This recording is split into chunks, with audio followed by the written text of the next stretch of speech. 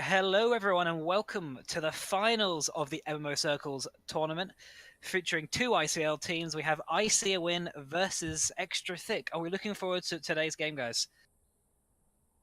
Absolutely. Definitely. Oh, sorry. But yeah, I know two Imperial teams, and it is like a real big prize, £500 for the winning team. So definitely both will be going all at it today. I think we'll see quite an interesting clash of perhaps different play styles, different players. We've kind of seen both teams play their style, play what makes them win. So it'll be interesting to see how they face off together. Yeah, and do we think there is a favourite for tonight's games? We have the Extra Thick, who played against the Cambridge team Dirt Division Ambassadors in the first round. I can't remember who they faced in the second round, but they won in a 2-1. It was quite a close round in the second round versus IC Monkeys. IC win, yeah, they did quite a close game versus Monkeys in the who have won every. Actually, no, they also went 2-1 to currently entitled in the second round, but there were less close games with Carniflex as the god tier mid laner. Yeah, and we're seeing straight away a Cassiopeia Rise ban coming out of IC win. And I picked the Rise because he played it in the last game against currently untitled, and then which got a huge buff in the last patch because now it gives a bunch of CDR and it's like builds out of last chapter. So I was not surprised by that Rise ban. Almost definitely a bunch of target bans specifically for. So when theaters. the target bans onto Carniflex, I'm not so sure about because he has a very large champion pool. He played Azir basically for the first time in a game against in the first round against who was it against? It was against See You Later Alligator, and played Azir for the first time, destroying, despite the fact he wasn't doing particularly well in lane, and he got caught a few times, still managed to carry the game. I haven't ever seen him play Cassiopeia, so clearly they're just afraid of that for some reason. Riven's a target ban. Jez plays a crap ton of Riven. Played it in the semi-final too, I think. I think that was actually the game they lost there. So we have the Tristana first pick as well, coming out of ICO win. Definitely a ADC we've seen prioritized over in this tournament. It seems as though something that is quite difficult, was actually surprisingly difficult when you watch a lot of LCS, is how difficult it is to snowball an early lead. If an enemy team has the Tristana and Braum or the Tristana and Tahm Kench, and even if you get a really large early lead, you play for 20 minutes and you end up not closing out the game, and then if the enemy's got a good ADC player, they'll just dominate you by the end of the game. So that's why I think we're seeing Tristana as a heavily favoured pick, as opposed to some of the more obvious choices like Avaris. Skarner Vladimir lock in here as well. Makes sense. Chaos Effect is like, he was basically a Vladimir one trick last season. He had like 80 games played on it with like a 60+% win rate. And he played it in 2 games in the semi-finals as well. So he's really comfortable in that champion. So they've gotten him there. I think we definitely saw the Vladimir pick going unanswered in a lot of games where it was taken. And these teams not sure what you actually put against Vlad. Besides, I think in one game we saw a Yorick pick, which had some success, if not for not being very impactful elsewhere on the map. As you wish. So interesting. Yeah, the 9 Buxuke 6 plays a lot of like Janna, Sona, and Soraka. A lot of the supports, which is actually like grounded. The 2 support players here is really different. The one from IC Monkeys is a lot more, I'll buff my AD carry and protect him, whereas Sups plays a lot more engage heavy and by making supports like Bard rather, Alistar, stuff like that. Absolutely. I think the Talia ban here to follow up makes a lot of sense, because the Rise ban, when I saw the Rise ban, I think, well, that's not much because Carniflex can just take Talia and do exactly the same thing that Rise would. Take over the game with the walls, but now they get both bans. Interesting to see what Carniflex will pick up instead. And we notice here that as well, IC Monkeys is leaving mid lane pick to last, so I think they'll give Carniflex the opportunity to counterpick his lane opponent, which I think, I mean, he's already like really good mid laner, but historically with this, he has not needed to counterpick his lane in the other games. Maybe they're just prioritizing the other picks because he can play so many. Yeah. And The Tom Kench with the Tristana is a very popular pick we've seen throughout this tournament, and I see him often in the solo queue. Now, I'm interested to see what Carney picks here. I mean, the Galio is open if they still were looking for the global pressure. All the Corki, now that's another very strong mid laner at the moment. Does have quite a large global pressure with the package, actually, so definitely Carney is one for the team-oriented champions. Absolutely. And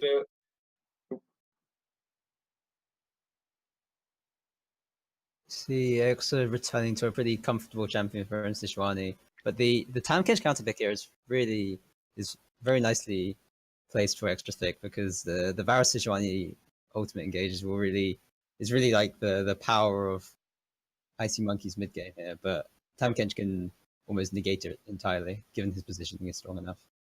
And so I'd like to mention the Xerath on the extra thick mid laner. He likes to play a lot of the like long range artillery mages. So he played Lux and Xerath a lot in the semifinals, and like played them a lot last season as well. I think he's pretty comfortable on that. I think otherwise team composition, we're seeing pretty similar team comps already. As you have the nice strong frontliners, and then it's longer ranged carries in the back, being able to fire in. Less so from the Corki Varus side, but yeah, certainly we're seeing some interesting team comps. Both teams have decent wave clear. Xerath has a bit better than the team. Again, Xerath and the poke team out of Icy Win has slightly more poke on the just from the Xerath again, and generally high damage with the Vladimir versus a much stronger front line outside of Monkeys with the Scion, Sejuani, and Braum. Although that isn't to say that Icy Win don't have a strong front line at all. They've still got the Skarner and Tom Kench. We're going to see the fights.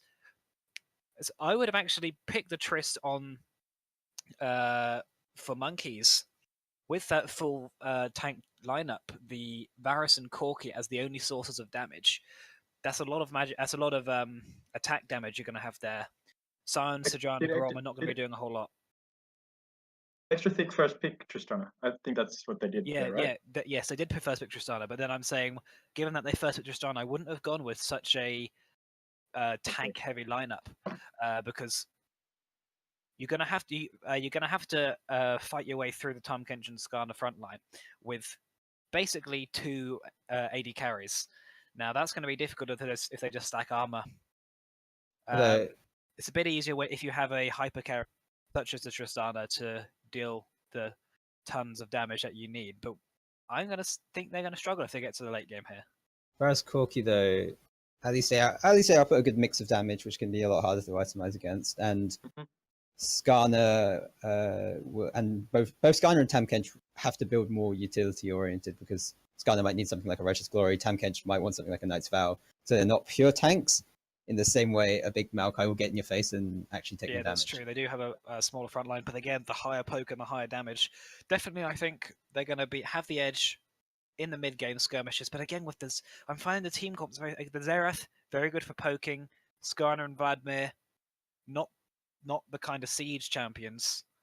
I'm just feeling neither team comp is bad. Like I've criticized team comps in early rounds of for some teams this tournament. I can't remember which teams specifically had the really awful team comps. Neither team comp I'd say is particularly bad, but I'm just struggling to see what the game plan is out of the team, out of IC a win here, where you pick Tristana and Xerath for the siege,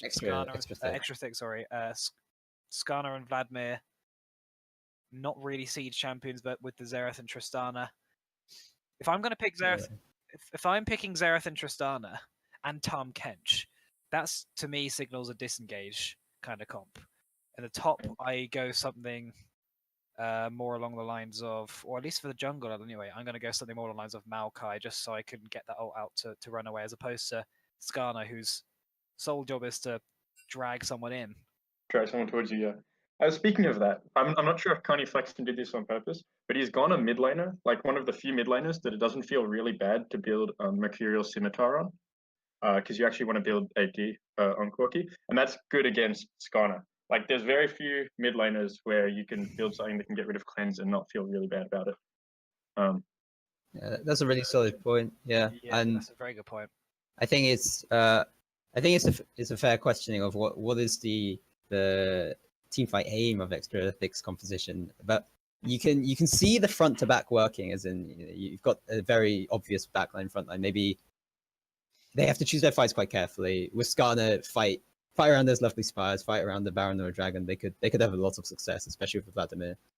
Yep. But whereas Icy Monkeys has a much more or standard, flexible team composition, which can excel in a number of mid-game scenarios. Yeah, do you expect to see any invades at level 1? I think Icy Monkeys have a Braum, which is pretty strong. Absolutely, with Braum, it's any fight is a one fight. If you land a Q and then you just need Corki and Varus to auto attack a bit, and it's like it's over. Absolutely. And looking at some of the spell choices as well, interesting that Xerath didn't take Cleanse, although he has a Tam Kench. Tam Kench can't, devour 2 people in quick succession, and that when you see a Braum, Varus, Sejuani, I would immediately think maybe I want the Cleanse. Disrespectful because I would have. Yeah, I agree. It just cleanses. Sejuani can just do a Q ult combo from really far away, and sure, you're Xerath, you might be standing far back in lane, but I think Sejuani and Corki have the CC and damage to just kill you then. Absolutely. Heal's not going to save you. It doesn't matter if you run a bit faster if you're stunned, and will die in the stun. Yep, and like you point out before, you can't really take the QSS on such champs like Xerath. Although, as I said, you can't. You definitely can still do it. It just wastes an item slot. You want to get rid of that late game. It's a pretty cheap item. He's gonna rely on the Tom Kench, which you want to save for the Tristana, though. Definitely would have taken the cleanse in the mid lane. However, we do see. Oh, we don't see a stopwatch even from the Xerath. So he's going to have some struggles if he gets ganked once by anyone, really. Yeah, immobile. First one will burn his flash, and then the next one will probably kill him. I think absolutely as we usually see with these games, it can turn into a jungle v jungle and how the early game will pan out.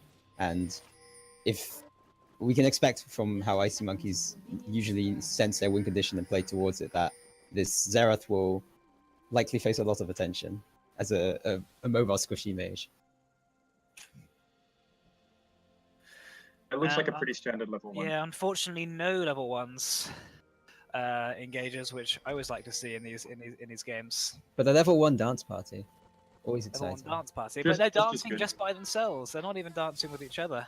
It's really lonely, It's isn't disappointing. We are seeing an interesting difference in level 1 strategies with Monkeys going for the spread guarding ever entrance, whereas Extra Thick left himself very open to an evade there, with all standing by the. Maybe they were expecting an engage for whatever. I can't imagine why you'd expect an invade. So I'd say I have a lot more confidence. Yeah. Vladimir's looking in here. He's fine signs. Yeah, Vladimir's looking to get into the annoy them a bit, but decides against it. Sign's not who you want to be messing around with at level 1. He's going to die and kill you anyway. They will at least now know that Sejuani started red buff. Yep, that is true. Very useful information. It seems Icy Monkeys were looking to fake their leash anyway. So maybe some interesting pathing coming from Aox, that perhaps an early gank on bot lane was the intention, but the spot out from Chaos Effect is really impactful. Yep. Yeah, so now the bot lane just knows to play a bit safer around that level 2 and 3 mark, because they know that Sejuani will probably just be doing Wolves blue and then be around bot side, whereas Chaos Effect knows that he has a bit more liberty in the top half of the map.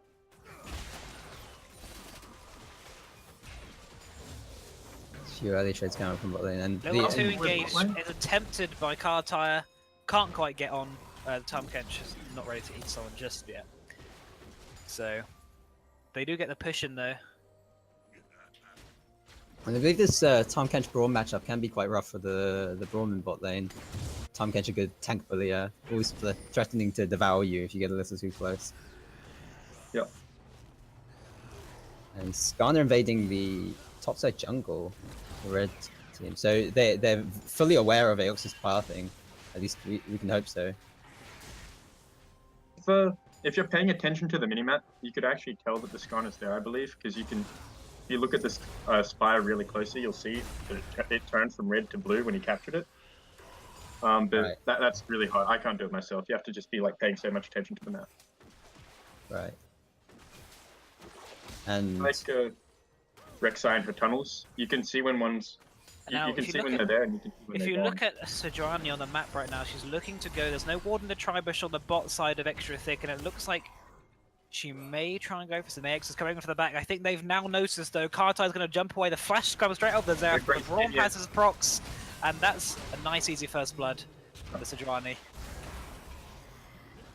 It's surprising too because they knew the pathing, they knew that she'd be bot side, but they chose to avoid river rather than try. It was good pathing by Aoxa.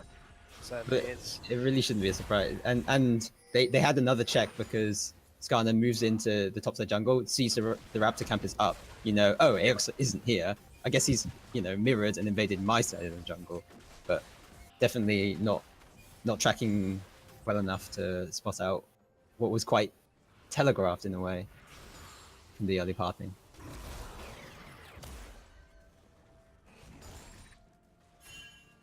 Skarner doesn't really seem to have a plan for this. You look at the wards that Sejuani got when she invaded. One in the Tribush. She did just have one by the Raptors, but that's now gone. Skarner has inclined to recall after farming the jungle. Not really a response to that. We are probably going to see Sejuani try and gank this bot lane again. The Tom Kench without flash is a nice one to go for. He will have a grey skin now though, so he will be a bit harder It to will be a bit kill. tankier, but still nowhere to go. And with a perma slow with Sejuani, should be a free kill, I think. Still, especially if And they start once- playing aggressively with this. And once you get one of those stuns on, either Sejuani's or Braum's, it's really, really the one on, and just the CC chaining can just end up lasting a lot longer than you think. Definitely, it's such a strong combo. This is Sejuani Braum. Almost, they can get away with these kinds of double power pick though because they draw so many target bans, as we saw. And Skarner coming in on top of Fight of the Universe, going onto the Scion here, getting one of the procs off and the stun. He's going to have to flash out, but Jez is not even going to bother. He accepts his fate very early on. And again, this time actually, did he have a ward on the top lane? He didn't have a ward, so that's 2-3 jungle kills on the early game, which really just players playing too carelessly. But the Predator as well, they're really showing its worth in how quickly Skarner can just move into the lane. And yeah, Jez overextending without proper knowledge of Skarner, he's just run down straight away. Can't get away. Jez on red side on top lane. Skarner could have easily pathed around and gone through the wraiths as well, since that monkeys have no vision around that, or had no. They do now. They had no vision around that side, so he can be easily going here. But now Skarner Flex has been called off on the mid lane. The heals and the flash will probably be enough to save her, but the flash auto comes out and the heal for the That seems like a unnecessary bit of a late speed flash. boost. A very late flash, but he was hoping that. You do want to save the summoner spells for as late as possible, right? But by the time But you don't want to save ready it if you're going to end up using them and you dying. want to you want to dodge. You want to use them to dodge a spell. He tanked all the spells and then used them. As a result, he died anyway. Could have survived the one if he had flashed at a better time, but also getting caught off by the mistimed vision on his part. He went off to put the ward down and immediately saw Skarner coming in and then died as a result of it. You want to do that earlier. Ideally, you want to do that when you see Skarner in the top side getting the gank off.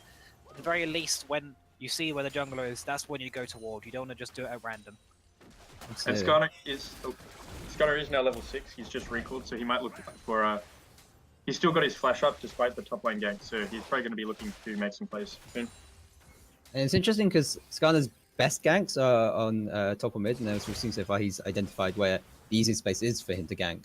But we see a control ward out from Icy Monkeys in the bottom side of the river, and generally your vision should be trying to track the enemy jungler, figure out where he is at a given time, and knowing he's not ganking bot isn't very good information when it's quite clear he's not looking to gank bot. But maybe he'll change his game plan.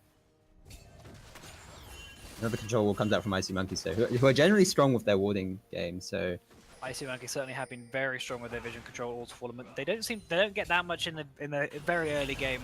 There, they never have a cheese to do it unless they pick the Nunu. But within 5-10 minutes, they're certainly dominating. We see here Fight Universe spotted out, wards already being cleared. Aoxa seeing Skarner coming down, so the bot lane should be fine for Monkeys there. They know Skarner, but actually Skarner's going for a nice cheeky invade on the blue buff. Pink ward on the retreat from Sejuani, and the crystal being revealed there.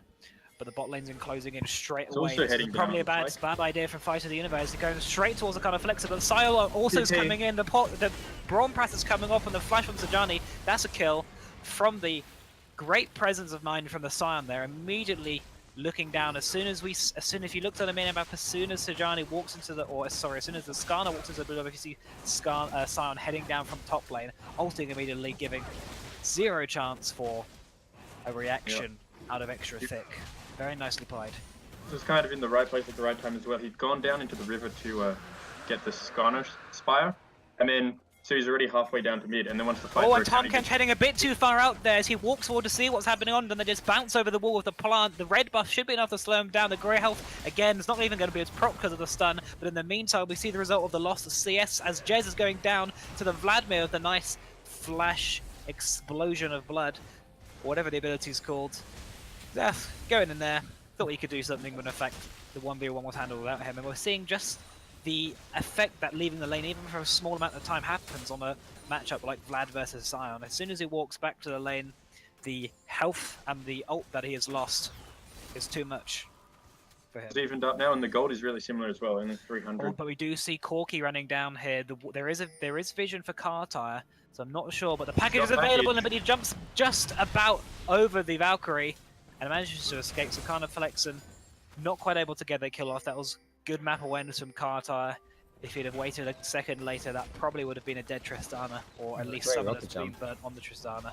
But we're looking at a 4-man collapse now, I think, on this bot tower, and this is going to be first tower going over to... And this is again something we see very strong out of Monkeys, going for the objectives early game as opposed to the random kills. We're going to see the wave clear coming out from the Xerath, and the Skarner heading down, but I'm not sure they're going to be able to get a kill to it, unless they don't realise the Skarner's here, but nope. Of course, the bush was warded. The sweeper comes out too late from the Skarner, so that's just a lot of damage that's gone to the tower, and they're not going to be able to counteract. The Virus ult coming out, Chain of Corruption, hitting 2 people, but was a bit useless, though. Had no follow-up for that. That was a bit of a waste of an ult. Ultimate from Xerath does help them save the turret in the end, so first blood turret still on the table. Yeah, that is an advantage isn't often mentioned as Xerath. You think of champions like ThICc of having the global wave clear. Xerath ult actually can do the same thing, not as effective, but it's pretty, especially in the early game fights or these early games where there's not going to be a large amount of skirmishes. We see already where most of the kill attempts that have been happened have, especially down on the bot lane, we had a couple of deaths on ThICc, but Tristana's managed to bounce away and they just brute force their way into the tower. So in that situation, Xerath ults are really useful. Absolutely. I think we're seeing a lot of kind of the stark contrast between what to expect between the teams. I see Monkeys generally showing good team play, good coordinated play, and then whereas on the extra thick side, Fighting the Universe on Skarner just trying to... We do see the Xerath getting caught off a bit on the mid lane, having to flash away and nicely dodging the Glacial Prison. Meanwhile, on the top lane, there's a trade going off. Chaos Effect is going aggressive onto the Scion, who has bought some magic resistance with the Spectre's Cowl, so going to be a bit harder for Chaos Effect to do as much bullying as he used to be able to do. Urgewood does get away from the gank mid lane, but at the cost of both of his summoners, so he's a really... Valkyrie straight in, he's got no flash up, so he sees his chance, but the Skarner was baiting him in. The Skarner predicted this, and ThICc jolts onto mid lane. Carnifex has got a flash up, but Sajani's right here. He's going to get him to nice 1v1, but backs out immediately, rushes away. And that was a nice map when, if it was intentional anyway, the Skarner expecting Carnifex to go in because Xerath was such a nice juicy target for the Corki to go on. But still was unable to do anything. Meanwhile, Carnifex jumps in or was eaten. I didn't see what happened there in the bot lane. In any case, manages to ult and get himself to safety without still not having used any summoners. So Kartar is playing nicely here. Yeah, I think we saw in mid lane. It was quite nicely coordinated. The Skarner comes in just at the right time as the ThICc ultimate comes in, but they both miss their skill shots, so don't hold them long enough to grab the Corki. But absolutely, when Critchboard manages to bait out the Valkyrie forward on Carniflexin, he really should be caught out there. That was a kill he really wanted to get. It sacrificed some amount. Well, okay, it would have sacrificed some amount on the bot lane. There was a 2v1 onto Shana. Kartar managed to play it well enough to escape, but that could have gone badly with the missed execution. And this is why, as I have repeated the theme of what I've been talking about on streams recently, is when the enemies are out mechanic you need to pick champions which don't have skill shots, or at least aren't difficult to play. Pick Annie. You know, pick someone where you can win, you can easily execute those team plays. Because on different champions, that player in the mid lane would have got the kill onto Carniflexin. He doesn't have any exhaust, but with Although in a way, Skarner. I mean, Skarner's a fairly straightforward champion, right? I mean, and I think True, that is true, but even so, clearly not straightforward enough for those sort of ganks to be executed. although Fighter has been good looking for the right opportunities, making his worth over That's true, that's true. Eoxa.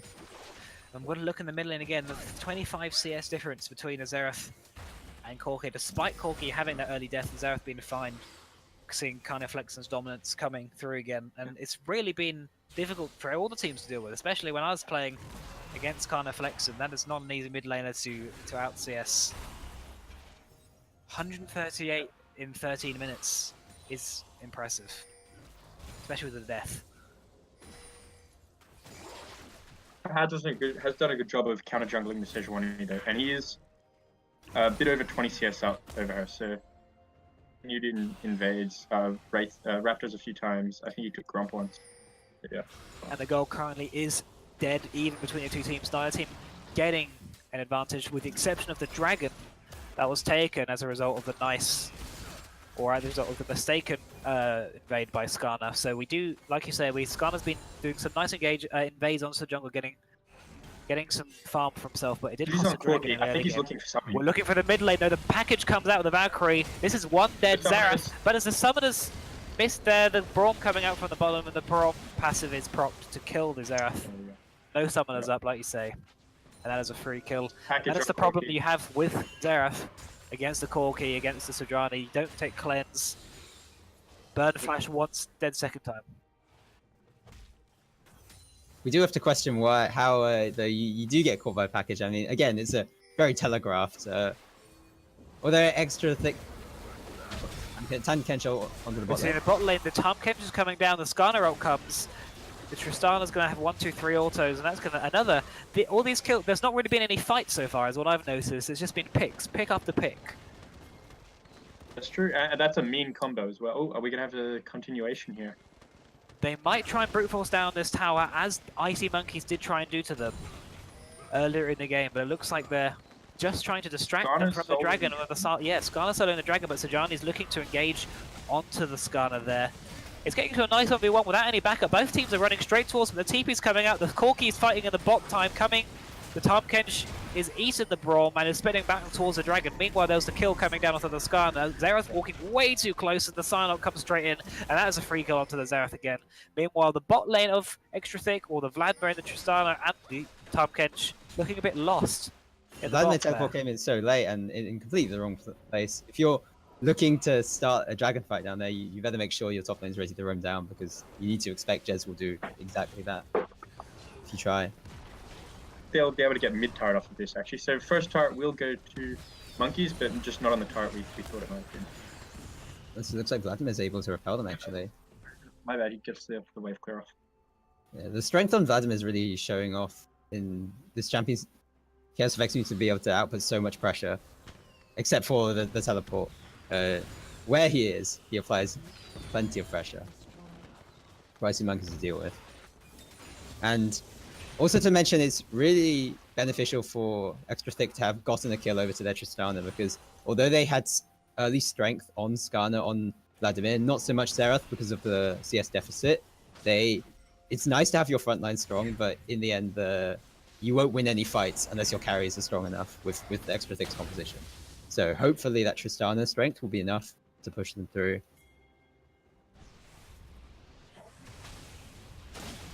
Roof tower is also going to be started up.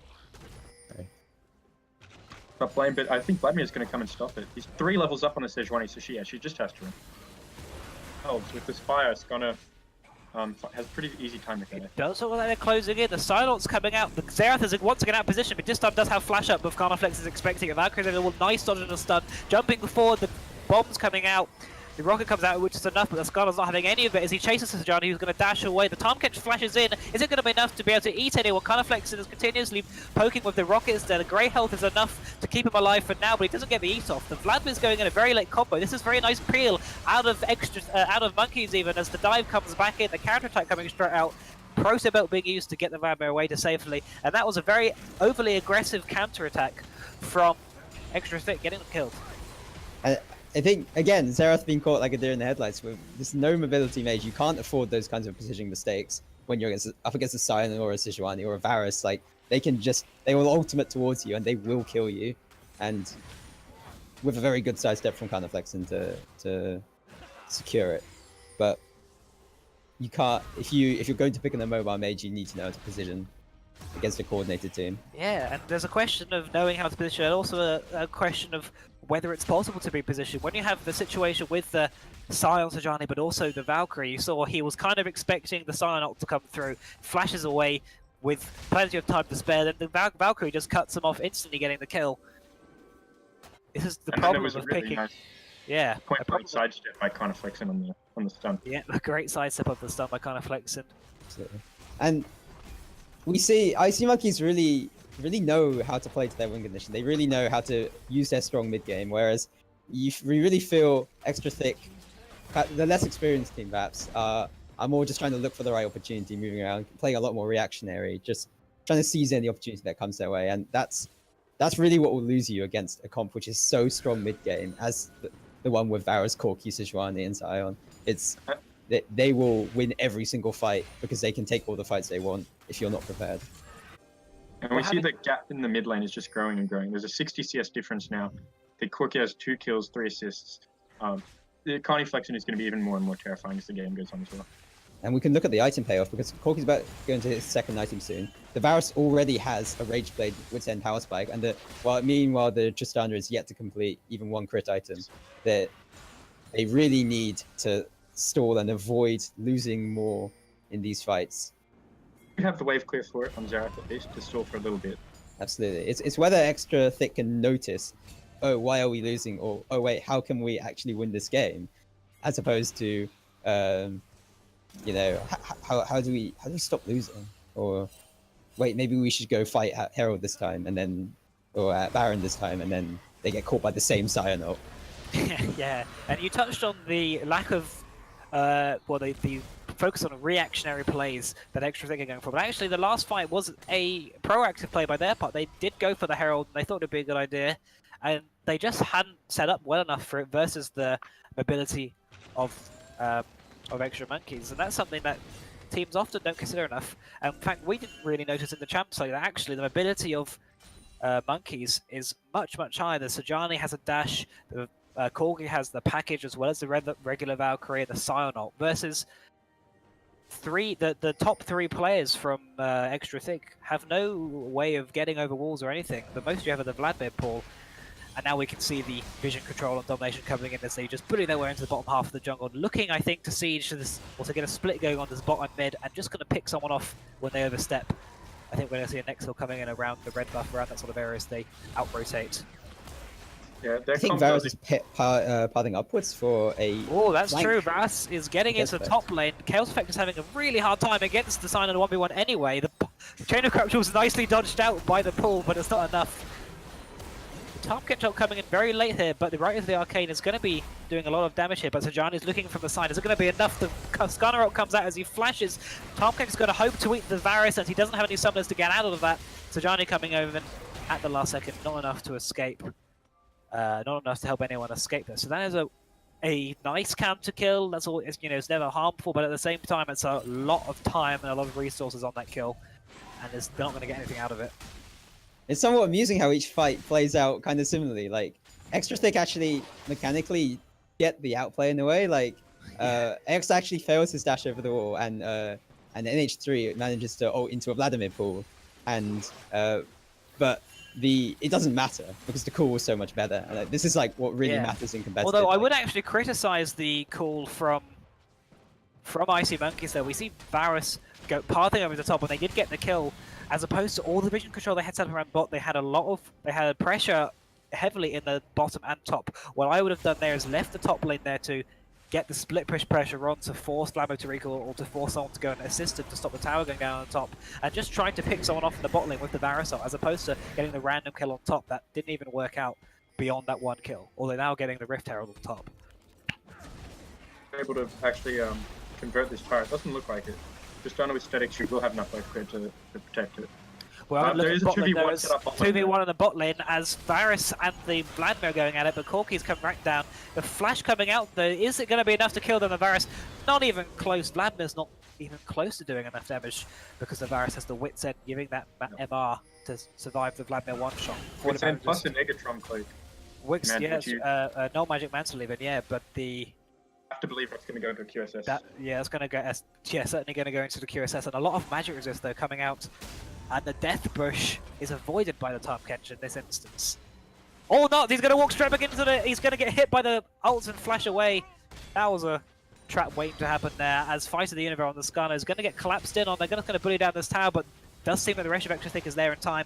Vladimir's still dead, but he doesn't TP up. There are no good flank wards though, and the ult is down, as well as the flash. So this looks like a tower they're going to be able to get fairly easily, although there are no waves set up in the mid lane. Although top there is. Skarner really wants to recall, it seems. Sejani's walking about top, does debate trying to get that minion wave on the mid lane, doesn't go into it, and I think Monkeys are realising this, and they're backing off. So I certainly actually, out of Monkeys, a lot of opportunities missed. I feel like they will actually find that they have a hard time.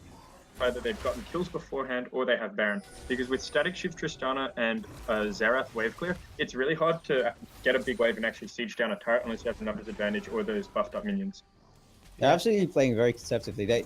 They are happier to Death Bush for a pick as opposed to go for the all-out engage, even though they have so many strong diving ultimates. So they're not willing to take risks, which against Vladimir is perhaps who can easily counter engage is perhaps a very sensible idea.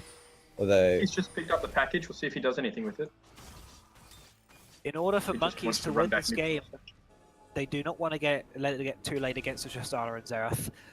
And in order to do that, they're going to need to start thinking more about where they push and getting the wave set up. Because like you said, all the package coming into the Tristana here, but the ult immediately coming out. Second Valkyrie coming in. 3 autos doing us so much damage to Karsai, but the right of the Arcade's actually going to catch Carniflex, and off the last one gets the kill. That was a very well aimed one, and that was a very aggressive from Carniflex, and not something we normally seem to do. Go that ham for one person, get caught out, and it looks like actually this is going to be converted into a tower. Pink ward is there, but it's going to be cleared out, and Sana heading into the mid lane, Xerath also heading into the mid lane, going to get that wave push down, and it's going to be a 4 versus 3 in the top lane for now. Although he does die with heal up there, so I don't know if the last Xerath would have killed him through heal, but there was the possibility to survive maybe. Carnifex absolutely didn't expect that kind of response, and I mean, you have to give the credit to Kartai, who's keeping it really cool when he's getting a package dropped on him every time. He is managing to bait. Kartai is certainly the standout player at the moment. Flash, it looks like too. I just don't think Carniflex calculated the double globals with Xerath and Tom both coming in to support Kartai. We see the Scuttle was taken by Extra Thick in the end. They're getting the vision on the Baron, so that's one way of getting assured vision of the Baron against a team with such good vision control. Just get the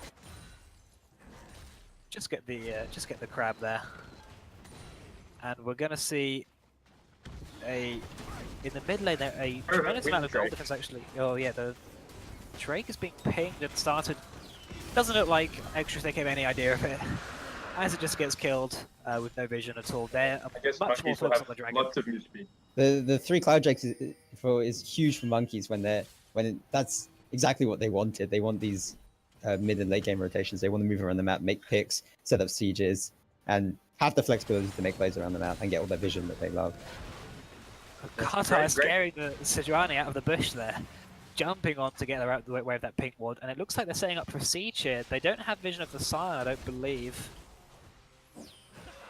He is sitting stationary in that bush. He is waiting for that chance to just ult in at the back and get a pick off. Blank. Look at him sitting in the back there. I haven't seen this in a while. Okay, he's inching forward and he's running back again. He is being very patient there, and is he going forward now? He's looking like he's moving a bit forward, but then all the teams are also moving upwards, so he's being left behind a bit here. Tom Kent Schultz is not being used, and oh, I didn't see the Sejuani up there. The Sejuani up missed. Okay, that's an engage coming out. Nice being hit by the Xerath. Flash though, I think that is a bit big. There's also flash from... Yeah, Skarner can't flash engage on something like Varus. And the Chain of Corruption out of the Varus also misses the Vladimir right there. And Ice Monkeys seem to get a bit twitchy with their ultimates. We have 2 ults and a flash being used for no reason. the whole time I was just watching the Skarner attempt the flank and realised the whole team was running away from him. I think it's worth noting the QSS coming out on Varus. One thing we do see a lot with a champion like Skarner or Malzahar is Q scissors popping up on the enemy team and even on the support sometimes and the jungler because of how powerful suppressors can be. More so with the Malzahar, but still. Is that an incorrect? A blue buff. It's taken. So that's the greedy AD carry, obviously, coming into play.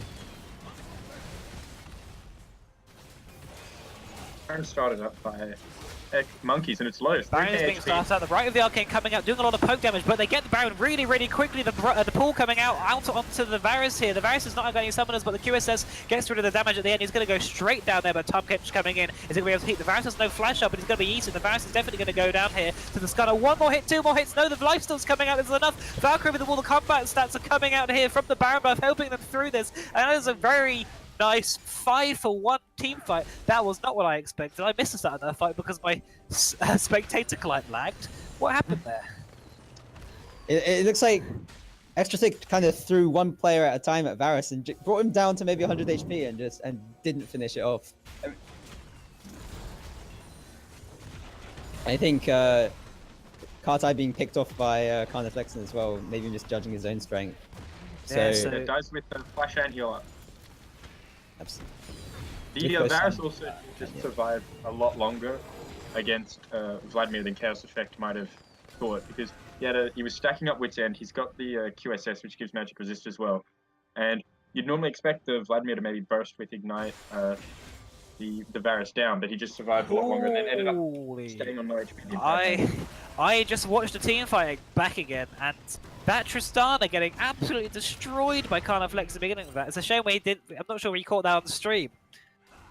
We did see it on the stream, but I just tuned back there. Tristana bouncing into the Corki, getting one auto off, and instantly being blown up. The Corki, the missile barrage, the Q, and the auto, killing Kartai from 100 to 0 before he could react or even heal. That is the 325 CS in 30 minutes coming out there. That gold total coming out in the mid lanes. 14.5k on the Corki to 9.5k on Xerath. He was just not expecting that stronger champion. That first auto from Corki is buffed up in so many ways. It's a bonus crit damage because of Infinity Edge. There's the rapid fire bonus damage and range and the Trinity Force extra damage. So that first one will just demolish a squishy target's health bar. Absolutely, and you can't go without criticizing Extra ThICC's game plan there. But they executed that perhaps as solo queue as they could. All different ideas in their mind, all going in one by one. It's no surprise they got wiped. But if you are this longer range Tristana and you're probably not looking to go into melee range against a really bad Corki. Yeah, but that's just the thing. I have never seen a Corki do that much damage. Not in my 4,000 solo queue games have I seen a Corki do that. And it just goes to show, I'm clearly the Tristana also was not used to that kind of damage. The Corki just being 100 CS ahead of everyone in the game. That's what you need to look out for, I guess. And it seems on the top lane, the Skarner's being cut off, trying to get something onto Karna Flexion, but the Psyonop's coming in. The Jez destroys him, they're bullying through, they're getting him to the bottom as well. Kartai has fought against it as he W's away. Meanwhile, Vlad's having to pull in the mid lane. This is looking like a sorry end. 2 people already down for for Extra ThICC, sorry. The Baron me at the back yet there. I haven't seen that one before either. It seems like lots of new things coming to the patch. We did think that Icy Monkeys might struggle on the patch, but it looks like not, as they cleanly take the first game 32 minutes. Very nicely played. And a really clean execution by Icy Monkeys. They got caught out often by fighters' early plays, or maybe like an outplay with the ThICc ultimate, but it didn't matter. They showed that these minor losses don't matter. We've got a super strong Corki and Karna Flexen. We just will take away mid game because we have a strong mid game comp, and you guys aren't going to respond correctly to this. And then they just make the play. And I'm still slightly in shock of that Corki damage. I don't, you can say, oh, Kartai, why are you Wing in to a melee range of a Corki, but at least if I'm playing an ADC in that situation, I'm expecting it's a Corki. It's not a Rengar. It's not a LeBlanc. if it starts going the other way, I'm gonna ult, I'm gonna heal, I'm gonna flash. That's the worst that can happen. And in best case, I will probably get the kill because I'm Tristana. I can do kill. But to be killed in about a tenth of a second is, I wasn't expecting. I don't know if either of you guys. Time But to clearly pick up Carter Corki. wasn't. Yeah, time to pick up Corki. My coach has been telling me to do this for weeks now. I mean, if you I don't, think I yeah, if you might. don't avoid Corki's damage, it will utterly delete you. That's what he pays for having his damage in kind of telegraph skill shots. Is that if it does land, it will delete you, and we see that Yeah. in Carniflex's damage, completely outshining anyone else in the game. Huge damage as well. He's really he got quite strong this patch, but even then, I wouldn't have thought that he'd be doing that much as a tank. But I guess he was just in the fights a lot and just had a lot of.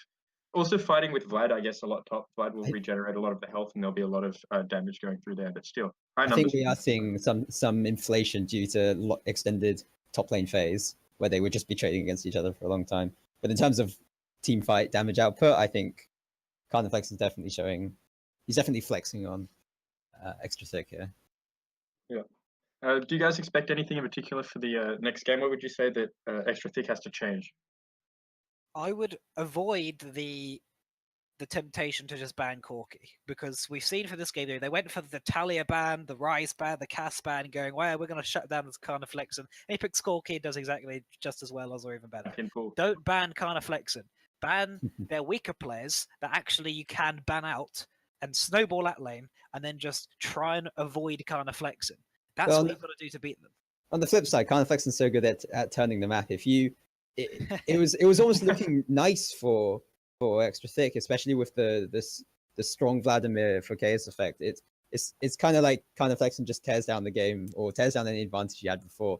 If you could get him on a pick where he can't exert so much map pressure, where he can't just completely outroam his opponent, in addition to outlaning his opponent, then maybe extra ThICc have a chance. They make nice plays because they got a lot of outplays, and they got some nice picks. But I'm just gonna tell my personal anecdote of playing against Carniflex. Now we banned out some of the global champs. He picks the Rise. Meanwhile, I'm pick my one trick Cassiopeia, who typically counters Rise pretty well. That was the game we won, but the mid lane was still not in my. I died to the Carniflexen. I got out CS'd by like 100 to Carniflexen. He still did the most damage in the game. However, at some point too, right? Pardon? He turned his back to your ult at some point too with a sick outplay, right? Oh yeah, he turns the ult as well. But the main point here is, although he did still do the most damage in the game, the fact that he wasn't able to roll over me as quite as much as he did, in the Ziggs versus Talia or whatever, where he just controls the whole map. Meanwhile, I'm stuck on mid lane trying to keep up in CS. That was the game we won. So you don't need to win against Carniflexen if you can win on the other lanes. You need to win against one of the other lanes and sort of vaguely have some sort of hold on Carniflexen. That's the way they've lost the one game that they've lost in this tournament so far, is by snowball. We snowballed top and bot, and then he's still able to recover the game with just by himself, but not quite. I heard since that the game after Carniflex was so annoyed that his team managed to int their way through that game that he couldn't carry, that he just told everyone else he was doing the champ select for the next game, and everyone else shut up. And Carniflexen in the full woods. Yeah, exactly.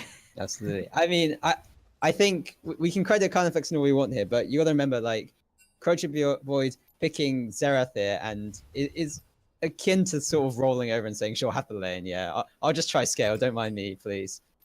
Kill my team while I farm over here." So I totally agree with this. Is the fact that you get so scared at the prospect of facing a good mid lane that you go, well, we can't possibly match him in the 1v1. So what we're going to do is we're going to just pick someone who I'm not going to solo die. I'm going to pick someone, sit in the tower, and farm, aka the Xerath or the Ziggs or a Lux or something. But then if you pick it, like you say, pick the Corki, you can just you don't have to get the solo kill. Just roam around, and that's what you do. You just carry all the lanes. But just having not enough map pressure against Carniflexen is like causing loss after loss after loss for teams playing against Icy Monkeys. I think what you do, if it's shown it's just not working, just pick a dominant mid laner. Pick a Zir. Just try bully Carniflexen as hard as you can. Keep an eye on Aoxa. Make sure he doesn't just kill you repeatedly, and keep him out of the game. Because we're seeing some outplays from their side of extra ThICc. We see that mechanically they're willing to go head to head. We just need them to up their game in a macro sense, and not just let Carnifex flex all over them. Yeah, and certainly. Yeah, as we said, the only game he's lost so far in this tournament is where he was, he didn't lose a mid lane, but he was counterpicked in the mid lane. I don't know how.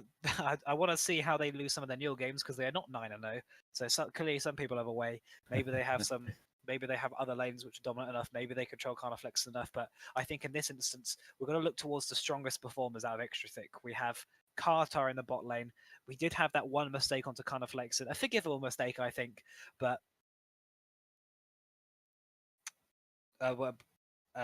yeah, we need to focus on that bot lane matchup. And are we ready for this next game? I believe we'll be taking a short break before the next game.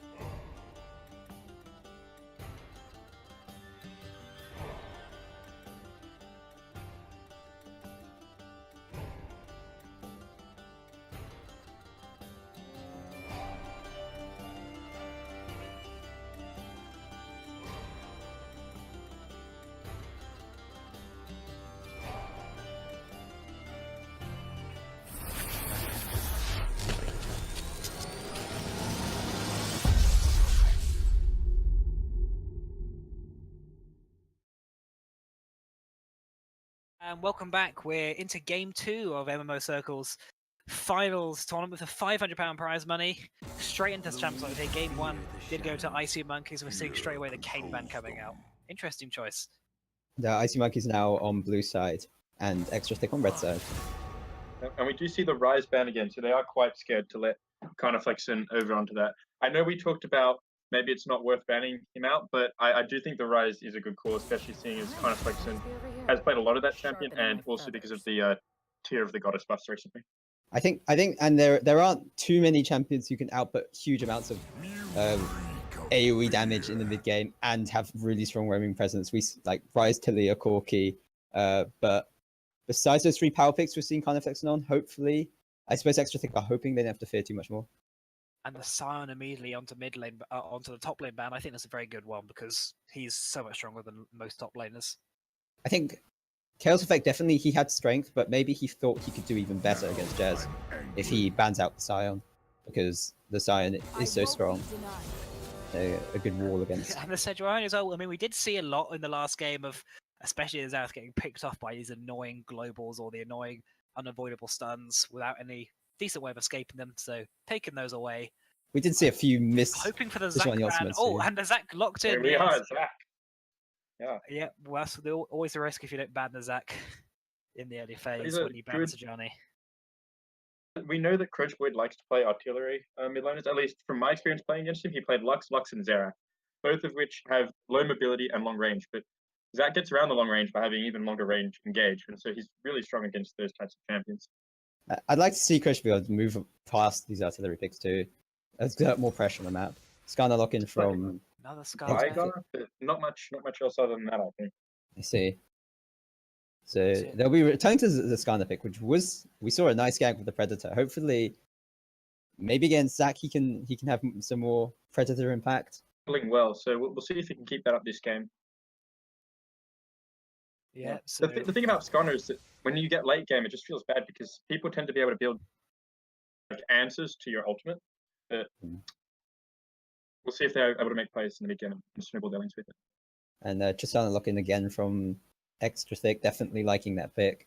And it gives you just such a strong mid and late game once the Tristana gets those items once she turns on. Now I'm going to be really okay. Self-heal, mobility. But I really want to see what they're going to go with the mid lane eventually. I think they're going to leave it. Icy Monkey's going to leave that to the last pick once again. It's likely Icy Monkeys will take their carry here in response to the Tristana. Hide as much as they can. Hide as much as they can. Who has last pick this game? Be extra thick, so they can't flex and can't get it. So you can't. Oh, Ezreal. Okay, that's going to be an interesting one to try and lock down. Yeah, but with the last pick out of extra thick, you are going to be able to pick mid laner if your champion pool is wide enough that can shut down. And the Janna coming in presumably to counter the Zac. And the Skarner pick is interesting though because you don't have to get these ultimates onto the AD carry. You know, if you make a good pick on someone else, Janna can help you to disengage. If you can just blow someone up mid game, it's a 5v4. That's all you need. More mid lane bans come out. Really doesn't want to play against Italia, which to be fair is very difficult to both lane and team fight against. And X apparently not wanting to fight the Vlad again. Had enough of that. Monkeys, the roles left to pick are top and mid, and then for extra thick, it's the same. So we'll kind of just see bans targeted at those areas for the next few bans. And so we've noticed that fighting the jungler out of extra thick is a fighter player, is a Kane and Nidalee 2-trick basically. Picking up Skarner. He had a good performance last game, but I would have liked to see them on the comfort picks. We have noticed that the genre is a comfort pick out of the support player for extra thick. Seems you left your brave Riven pants ban at home. and Poppy ban's coming out. While So you go get them? we do know that Jez is a strong Riven player. Janna's playing well. She can deny Zac Don't pretty pick well. the Xerath. Don't fourth pick a Xerath now. Why would you do that? Look, if he goes on the Aura, you're going to be solo killed so many times against. Or any of these assassins. If he plays any of them. I'd expect to see the Corki lock in again from Corki Affection because honestly, the Xerath was so ineffective against Corki, and it's like, oh look, I picked Corki, and it worked 100% against your team, apart from I guess the time Affection got caught out with Xerath ult. But you pick Xerath again. I wonder what Affection's going to do. Oh, he picks Corki again. Who would have guessed? And the GP of such a strong top lane at the moment, even with the nerfs. We know a Poppy ban as well from Icy Monkeys, specifically targeted at Chaos Effect, which can deny the Zac engages, and particular comfort for Maokai, Gnar. I don't know what we're expecting for the last pick here. The scaling is incredible from Icy Monkeys here. The Ezreal, Corki, and Gangplank. You really have to fear that. Maokai, Gnar. I'm expecting a Gnar to come out on this goal. The Maokai coming okay, so no split push pressure here. Then basically, the Gnar versus GP is going to be an interesting one. I just can't fathom why you unless his champion pool is very small and he can only play and Xerath is the best of his You know, we heard that he likes to play the artillery mages. He likes the long range, standstill, fire spells from people at miles away kind of champions.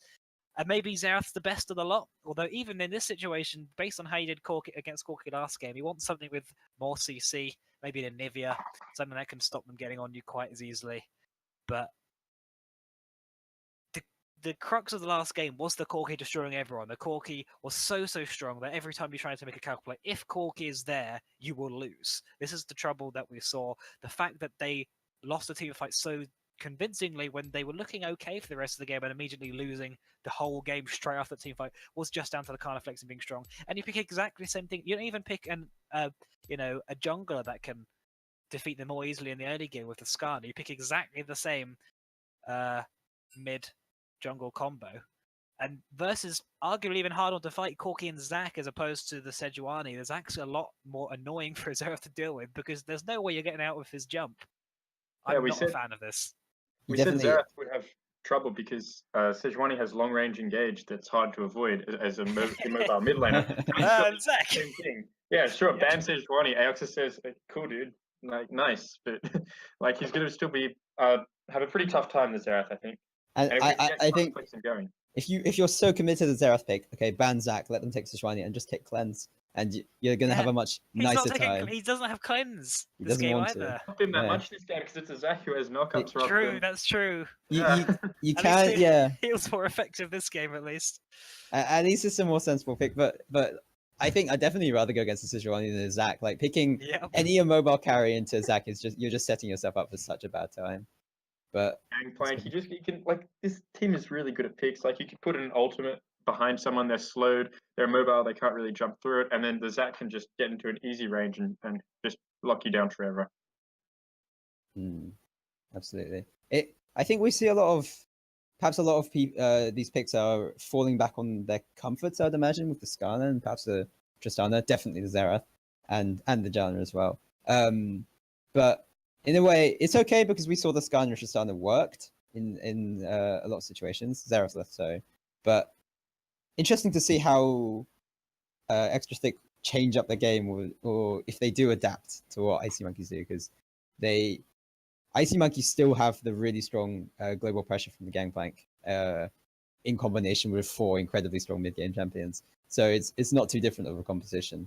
And Extra ThICc are lacking that Vladimir, which added so much scariness to their mid-game team fight. It's more standard front back, as we were kind of questioning last time. Like we see Skarner Vlad as a bit different to what you'd expect Xerath and Trist to want, but if you've got Maokai now, as a pickhead pointed out, is a much nicer pick if you want to disengage. It makes more sense, but I'm not sure it covers Extra ThICc where they were falling behind, because it's them not playing the macro game properly, not responding to the mid game plays from Icy Monkeys properly. So hopefully they pull something out. Well, she might be able to stop quite a few of the Zac engages with either ultimate or Q on his elastic. That is true. That is something we haven't touched. And same with Tristana ultimate, but it is, you do have to execute those mechanics. That's very true. That's true. But let's for a second put on the Extra ThICc have a plan hat as opposed to the Extra ThICc have no clue hat. Okay, absolutely. And we're going to assume that they knew what they were doing with the Xerath pick. This means that they think the problems of the last game was the way they were playing and not the picks. They thought that the Xerath versus Corki was actually fine, and the team fights was actually just things that they can improve on in the future games. What are they going to do this game? If that is the case, how should they change their playstyle? Because we saw Xerath getting caught out a few times, but realistically, you're not going to not get caught out versus a Zac and a Gangplank and a Braum and a Corki. There's no way Xerath's going to be able to escape that. So what is their plan here? Are they going to go for the split push, which you can't really do versus the Gangplank? Are they going to go for a siege? Because again, it's harder to catch out. You know, you can defend against a siege. If you ward against engages on a siege, rather, you can ward your flank so you can see the Xerath coming. You've seen the Zac coming, and then just all group up mid lane. That seems like a good option. The Janna is a very good support for sieging. You have the shields for the extra attack damage. You have the counter engage. Still not sure about the Skarner in that comp. I think yeah. Janna is really nice to have late games. But Tristana can play a lot more aggressively than she might with, you know, a support that can't just give her infinite shields and healing and peel and slows and everything like that. She'll build Ardent Center eventually as well. I mean, I feel like late game, we could say if they both get there, I think I might favor it to Extra Thick. Monkeys do obviously have the Gangplank. Monkeys with the triple carry competition is very nice, and also I realize that now. Only 2 Yeah. damage, big damage Yeah, healers that's on. true. But although and also Gangplank directly countering Scar in their ultimate. I'd like to say Extra Thick have the late game, but I think they need to either hard shut down Kana Flexin or really respond to his packages, his roams, and respect the pressure, as well as from Aoxa, because I certainly agree. Those. You remember the last game we did mention that we'd have liked to see the Maokai instead of the Vladimir fully extra disengage that it gives you, so you can play a proper siege comp, and they've got it this game. You still got the Skarner for some reason, but the in fact that the thing I want to see Extra Thick do this game is very early, 15-20 minutes into the game, group up siege towns. You're not going to be able to win by running around 1-through-1 over there. You don't want to be picked off by any individual. Gangplank can pick you off, Corki can pick you off, Zach can pick you off, even Ezreal and Braum are pretty good at it. If you stick together as 5, that's the only way of diminishing that effect, and they have a good team for it. You have the Maokai with the ult who can stop people getting in, the Zhana who can save a whole team at once. I think that's the way they're going to have to go. Group up early.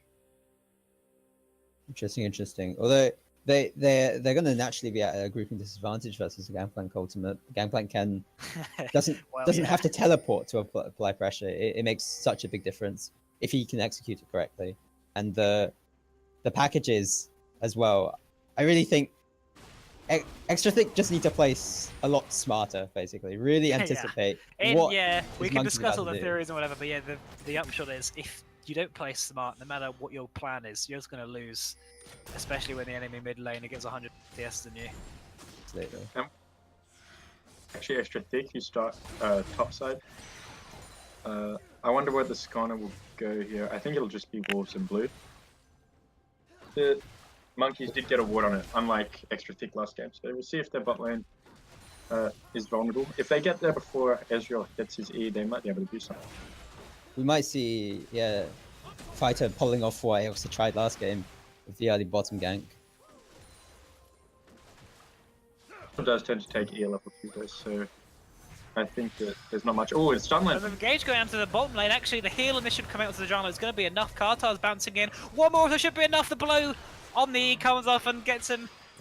Brom's going to run and be safe, but that looked really bad to start with. The Jana wasn't even paying attention. The Jana was taken to 100 health, but the heal and Ignite coming out. That is a great start for Extra Thick. The bot lane is going, Certainly and then Ezreal will miss a ton of CS, it looks like, under this turret. I'm actually not sure. There is a cannon in there, so it will store a bit more freaking than I thought. But and the peel or the turn power from Jana is crazy here, but it's Extra Thick showing they're not afraid to exert their dominance if they can. Look for the mechanical outplays.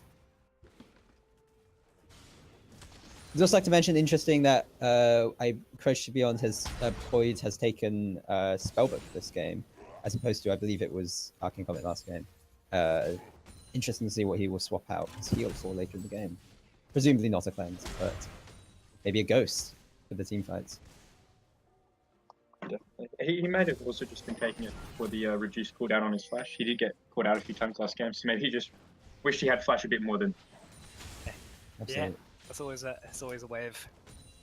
Although post and nerf is now only 50% summoner spell reduction, so it's if you don't take advantage of the summoner spell switching, then it's not nearly as much power as previously. So good start so far for Extra Thick. Certainly what we need. Talked about Kartai being the stand-up player of last game, despite that one misplay into the Corki, which did basically throw the game, but it was a tough game anyway. The whole Baron call was, I think I'd call that a group throw. Let's not blame Kartai too much for it. Yeah, that's true.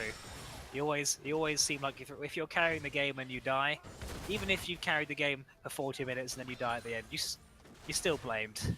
You speak from so much experience. I can really feel the trauma. Yeah. That annoying moment when Deliverer arrives when you're 45 minutes in. I was thinking again, the mid lane though, getting pulled in. Not enough to get the kill though. Doesn't Actually, skank with no summon. Yeah, gank. No summoners burn. First gank in this first gank in the past 2 games we've seen has actually not resulted in a kill or summoners being burnt. Janna playing very aggressively on the bot lane, getting taken down once again below half health. Maybe getting a bit... Janna with Ignite, she's ready to make plays. She's ready to make plays. Ignite's on cooldown for a few more seconds yet. But it definitely helped in the first kill. True, true. We're seeing matching summoners actually from both teams. No exhausts coming out, which surprises me. Certainly like taking the exhaust against the Corki to stop the package and just one-shotting someone. The Ignite definitely benefiting extra tick more though, given the level 1. Yeah, you do not want to be against a Gangplank and ThICc. We're just going to heal back to full health every time you hit them with anything. Once again, we see Skarner with the air. A lot of invades. Let's see who roams first. Corki's on his way. Corki and Xerath moving down. None of them decide that it's a worthwhile fight to take. Janna once again tanking the Braum. But on 200 health and still going forward. If an Ezreal had Q there, she would have been a bit screwed. Lots of skirmishes going on here, fighting over this pink ward. Both wards are going to go down in the end. Unless Aoxa really stands his ground. He really wants his 2 wards. It's an exciting fight. There we go. And the victory of extra thick. And another ward being placed. So you have the zombie ward and the regular ward now. I think it's nice to see Crucial Void is not just being shoved on the turret so hard, as we saw previously, I believe. The minion dematerializer are being used as well to help counter push against the Corki, which is making a really nice difference because it helps prevent Carniflexen from immediately roaming down, like maybe he could have onto the Skarner had he had the full push on the tower.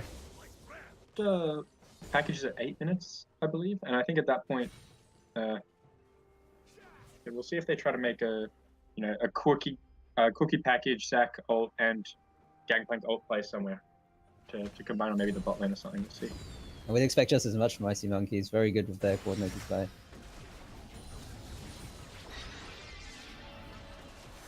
Priority around the bot side of this map this game because it is an infernal. Last time we got 3 Windrakes, which I mean it's not the worst thing because you'll run fast, but I know a lot of people prefer infernal. Yeah, who doesn't like damage on their players? We're actually looking at the top lane though, 10 CS difference already. The Maokai's doing well. Oh, the bot lane, the trade's coming out. Is the passive even going to be proc? No, but again, half health onto the Janna. I still think that's playing too aggressively. We've already seen Janna have to back once just because of the over-aggressiveness, standing far forward. MMOCircles able to play this much pressure is good. I mean, with the Janna changes, you can play it as aggressively. The airy poke with the Zephyr is so strong. But again, it might be too much now. The passive going to count the stun coming out. That is, the heal saves her just about. The Braum coming out. Janna's not even a 6. Doesn't manage to land the kill. The last one just about out of range. But yeah, definitely playing too cocky. I can see that one was too aggressive. Yeah. Absolutely. Calculated all the way. Calculated all the way. We got to remember, a really good Q coming out from top his ultimate. I feel like he could have gotten a kill there. Yeah, definitely was possible to get the kills. Very, very close. But even so, the heal and the flash are being used. I mean, Braum... Maybe the bot lane just forgetting to communicate how low. Yeah, I mean, Braum has Ignite and Ezreal still have healed. They certainly could have gone in for that one if they just so wished. They just might have been a bit scared that Trist did a bit much damage and they had no vision of the jungler. We do see in the bot lane that they do now have vision of the Skarner as he bullies away the ThICc. Recalling on top of a pink ward, which is not his.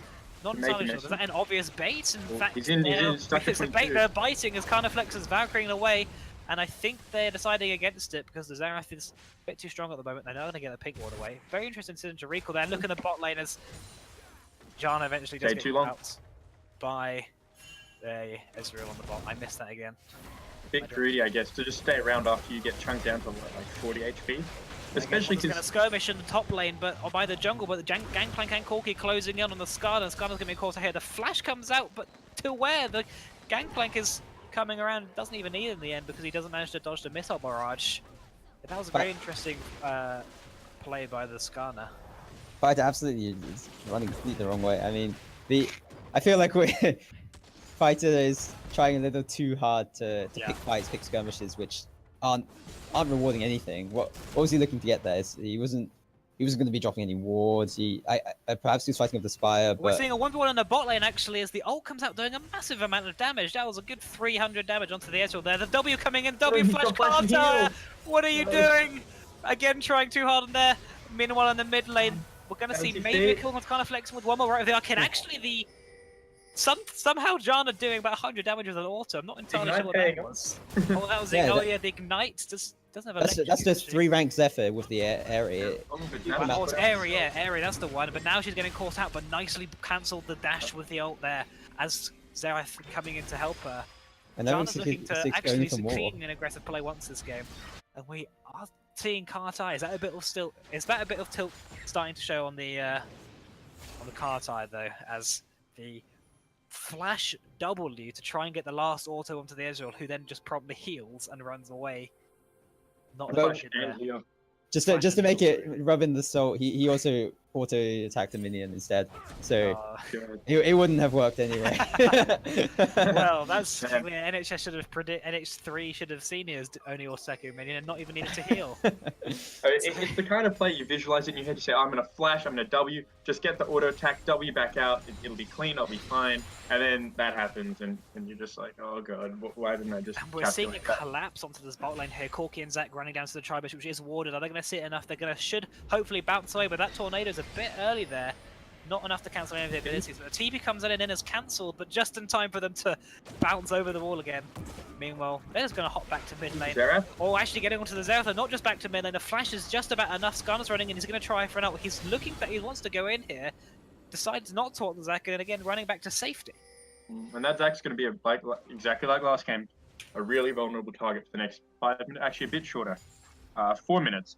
Yeah, a bit shorter with the spell bit, but we're going to see once again in the top lane a nice little fight coming between Maokai and GP as they slap each other a bit. CS lead has disappeared for the Maokai now. Doesn't pretty even everywhere except for the mid lane. Pretty even everywhere, yeah, except for mid lane. We asked the extra part to the Ezreal thanks to the Kartai's mistaken flash W there. Again, though, far too reactionary play from Extra ThICc. You hear the Corki package. They were at least retreated under the tower, but fighting nowhere nearby to back up. You need to waste the Maokai teleport. The top lane trades going in favour of Maokai. Which is interesting interesting to me. Both top lanes here have ZachC taken the looking bone to an plate. elastic slingshot onto bot lane. Cancels it in the end. Yeah, the top lane is crawling it out with the bone plating and the grasp of the Undying from Gangplank as well. A real tanky v tanky battle, but kind of interesting to see how it reflects in the top lane of play. But the Maokai still having the edge for Gangplank. We're seeing the vision control on the bot side actually having quite nice vision control on the side of Extra ThICc, but they just didn't capitalize on it. You had 2 deep wards there for about 3 minutes, which were not countered at all, or even cleared by monkeys, and no one used them at all. And Skarner, in fact, recalled after realizing he couldn't do anything. So I'm wondering if they couldn't have made better use out of that one. And Crutchboyd has changed to the cleanse here. Oh, nice. That's true. Really? I didn't notice that. It's like Braum stuff, and that's it, kind of. I think he can also cleanse flash out of a ZachC knockup if necessary. His flash is on cooldown for quite a while. You can cleanse out of the... Actually, I don't know. Can you? No, you can't cleanse out of a ZachC even the Q, can you? No. No, As in the thing where he pulls you back. No. But you can't cleanse the pullback effect, but in the knockup, if you want to avoid like now, is he going to try and cleanse? No, he cleanses at a completely random time. He gets knocked up, waits 2 seconds, then cleanses. Maybe he thought he still had heal. You just have to respect ZachC. You're a Xerath with no flash. You cannot play like that without the right vision. From someone who plays mages that can't move, I'd expect maybe play a bit safer, but absolutely. We have to be fair that he is playing against a really good opponent here. Yeah, you'd hope his opponents in solo you can at least exert some ZachC dominance on him. That is true, yeah. And I'm just looking in chat as he originally changed his heal to teleport, and he's changed again. He's changed it back to teleport now. He clearly thinks that cleanse was a waste of space after that one. He's like, oh crap, I actually can't cleanse that. Never mind. was worth a shot. Mm. And in it's interesting because otherwise ThICc Q doesn't catch Xerath if there is nothing around for him to punch, no ward and a minion. But if he gets to jump in the mid lane, he can use a minion to pull Xerath back in, and suddenly things look really dicey for him. Yep. So once again, Xerath. Actually, that was only his first at the time. Only 30 CS in 14 minutes behind, so not looking too bad so far. But again, it wasn't last game either. Chaos Effect still having a nice time in this top lane, although the CS Gangplank is managing to get pretty much all the minions now because it's Gangplank. Region controllers now also been slightly lost on the side of Extra ThICc. They didn't make use of the time where they had the advantage. Now they're gonna probably switch back to reactionary plays again, unfortunately. So for now, Oh, go for it. for now, Extra ThICc are happy to scout. I think they the less kind of flex and manages to do in early game, the better for them. For that. Yeah. And it looks like they've got their eyes on this Inferno Drake. They've warded up really well around the bot side jungle. There's really some really nice vision spotting ThICc out before you can make any significant plays. Hopefully this means that Xerath won't have to waste his flash again.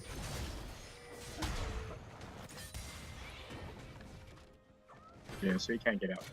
And the Corki package is actually burned here by the by Fighter threatening to use his ultimate, which was a really nice fracture from Fighter to slow down Corki, threaten to stun into the ultimate. Yeah. I do feel like Fighter is kind of, I don't know, he's just going to become less and less useful late game because both Corki and Ezreal will probably build QSS.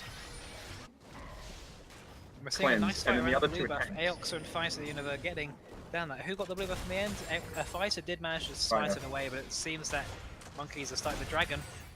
Extra ThICc aren't happy about that though, as the engage comes on for the Braum as they're trying to stop it. Skarner been taking very low, 1, 2, 3 hits, enough to kill him there. Not even the Braum has enough stoners, 2 on the bot lane. Carniflexen's looking like sort to go.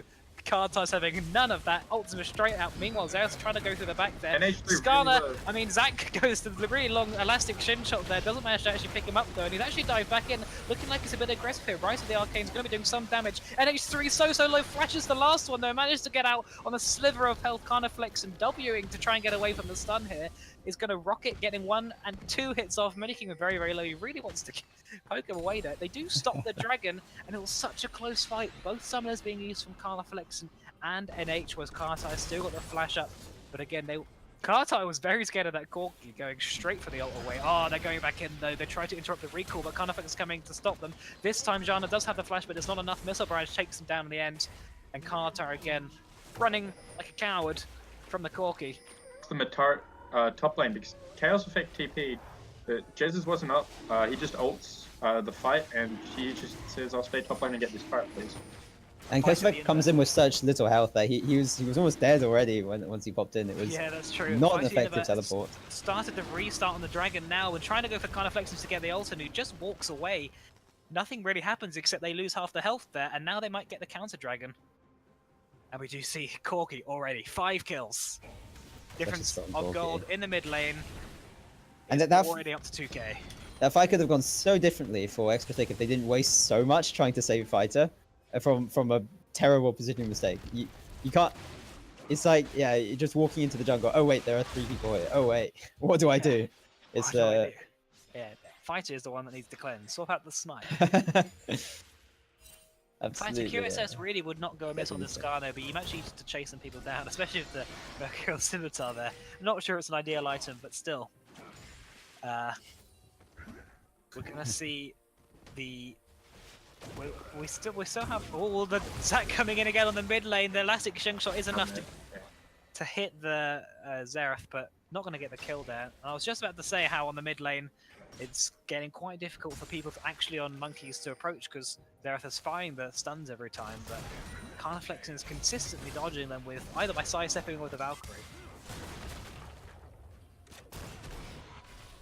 If we look at a few itemization choices, I want to talk about the Ezreal Iceborne Gauntlet. I really like this take because usually the reflex is, oh, it's a high AD team, I'm going to take Iceborne Gauntlet.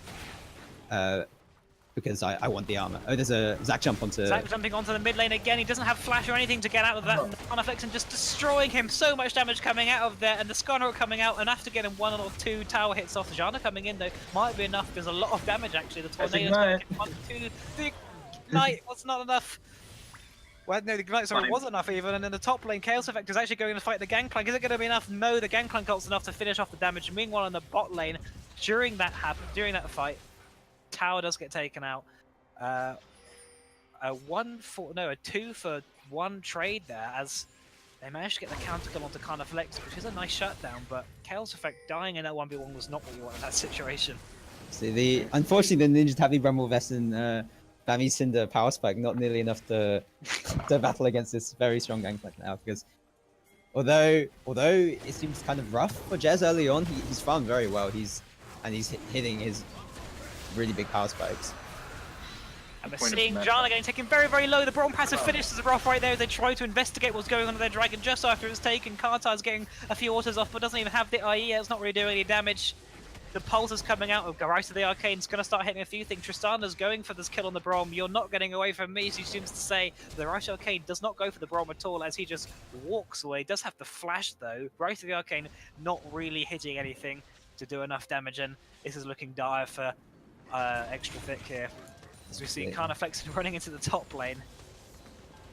I actually see in part what I was getting on here. I really like the Iceborne pick by Ezreal, because if you land this Iceborne proc on either Xerath, Tristana, or Janna, if they basically have to flash. If your team are ready to jump, engage with the sack jump, if you get caught by the Iceborne Gauntlet, you are almost dead.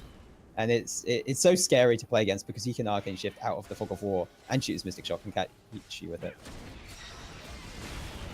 And we see, the 1 auto getting half of Janna's health already from the Carnifex that you were talking about, the first auto from Carney, from a Corki.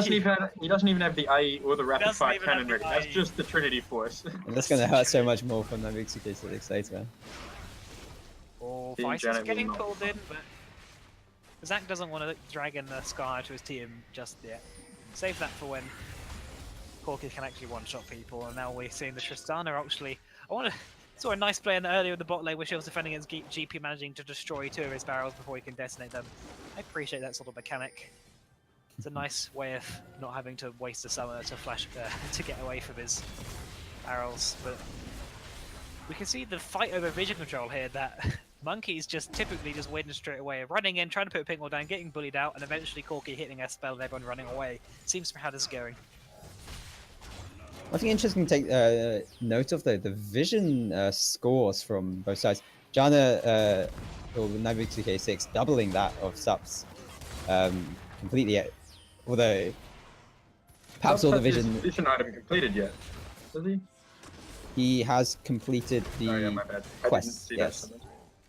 But it's there is a 7k gold difference as well between the teams. Yeah, it is really hard because Monkeys just have a level or gold or fight coming in on the bot lane as the Maokai ult comes in. The cleanse doesn't come out on the Skarner ult from the Gangplank, was already used on the Maokai, and the Rise of the Arcane picking up the kill. That is a nice pick. And a much needed kill. That's what you can do when they always beat you 1v1. You fight them 2v1 or 3v1. The Xerath though is so great for supporting, especially when Extra ThICc are on the defensive, because it's so much. Xerath can reach bot lane from mid lane. It's so easy for him to support those high damage ultimates. And we talk about the gold lead, but the gold lead is so punishing because, again, Corki, Ezreal hit these massive mid-game spikes. They are strong mid-game. If the gold was equal, they would be stronger. So when they have an extra 7k gold, it makes it even worse for Extra ThICc to reply to, because Tristana, Xerath don't match that strength. They will scale nicely, but if they lose too early, like we saw last game, it won't be enough.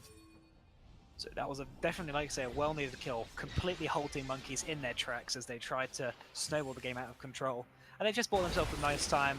The time, I want to say the time is ticking for the scaling for Extra ThICc to dominate, but actually their scaling isn't, we could easily see a world in which they lose late game team fights as well, but it is still a chance for them at least. There's some argument to say Xerath's range is enough to oppressively poke out Carnifex in an H3, and if he plays safe enough, if he has Janna protecting him and the Maokai, then he could become very oppressive when he starts hitting 3-4 item power spikes. And similarly with the Tristana range is very good at these poke shots, which whittle you down bit by bit very safely as you run away with the fleet footwork. So potentially, if they play very smart. Oh, Kartai going into the Ezreal on the mid lane here. This time he might be able to get the 1v1 kill off, but too early because the heal comes out. Seems to not realise that there's a heal. The right of the arcane, 1, 2, 3 size, there's one more. Not quite enough, runs into it, and that's a nice kill. Kartai really needs to appreciate the heal out of the Ezreal. But even so, that was a nice pick. That was a very nice play. You missed the first 3, and then the last one you hit dead on, and they don't expect it. Yep, that's how you do it. Sometimes I like to int in the early game to give the enemies a full sense of security. Yeah, that's a great seeing a fight excuse. coming down. There's the Brawl Melt coming in because they seem to have caught ZhICc off, but Kartai is very, very scared. Bounces out of the GPO as the Janna comes in. Bouncing away there, Croce board on the Zerus, flashing away straight away. Skarner hooking in a 1v3. Malkout comes in, he's going to get them to them, but very, very late, but he's very, very tanky with that Thornmail, keeping him alive. The Tristana running in at the last second. Now he's got the eyes, he's actually doing some damage now. He's going to be able to bounce in 1, 2, 3 hits. Jumping in again there. The ZhICc, he meanwhile on 1v3, and he seems to be doing remarkably well on the 1v3. Bounces 2 of them over the wall. Croce board is actually going to go really, really low. Actually does go down in the end there. The ZhICc pass are going to be killed off. I don't think they got any kills with the Tristana chasing them, but they do get the ZhICc there in a 1-for-1. So that's a 1-for-2 in total for that team fight. That's looking very good out of Extra Thick though. And they're going to try and go into Baron. This is a risky one. Yeah, so low. They are way too low for this Baron call. They're very, very low for this Baron call. Jonathan really low, immediately. they're back away, fighting Universe on 300 health. The Baron's not even low health. Oh, watch Kartai's Kartai. still with the red buff. He's going to jump forward. So he is going to jump forward and he's going to immediately back out because he's realised the GP is a good target. And he does manage to get a kill. But the Ezreal ult at the end takes out the Janna who's a low health. So that was a 1-for-1. And then Skarner goes to the flank but gets killed off the side. That was a good idea. I think it was a good idea if they had just tried to bait the Baron instead of actually doing it. In the end, it ends up in a 2-for-2. I'm amazed. Given how aggressively Kartai played that dive on bot lane we saw earlier, which didn't quite go right, he played so safely here. The gangplank comes down on him. They've got ZhICc trapped in the pit. He just jumps away. He jumps out of his own attack range, running away when this is a free ZhICc kill. And they could have picked up Ailton much quicker there if he had just focused his damage on it. I mean, even jump on the ZhICc if you really want, because he does damage. Like, Kartai are just not willing to take risks when, like any risk at all, which you can understand you want to scale, but he had so many opportunities. In that last fight as well, he had so many opportunities to jump in with resets, but he was quick to get out, and the lack of communication, Fighter running in from the side, just I do think he was being a bit wary of the Janna being on solo health. Normally, when you have the full confidence of a team, you can go for those sort of plays of interest. But when you've got a Janna on 200 health, there's a massive chance that there's going to be no shields incoming. So you just need one shield, one Ardent Center proc, and you become Superman on Tristana. Like he still has Infinity Static Shift. He is so strong. He can. I have no problem, particularly with Kartai attempting to play a bit safer than before, because it is. You know, if you stay alive, at least you don't lose the game at this point. Whereas if you die, you lose the Baron, and that's just it. That's very true, but who is he most scared of? Kind of Flexin and maybe Jez. They were both dead. The first W from him was out of the GPO, we remember, so that was at least something. It's very true, but he was to the side of the Death's Daughter. He didn't even get hit. He wasn't going to take a lot of damage from it, and yeah, it's true. I really have to question when unless he was scared of someone coming out from the fog. where I realize we're being a bit hard. I mean, we are basically saying, Kartai, why aren't you carrying?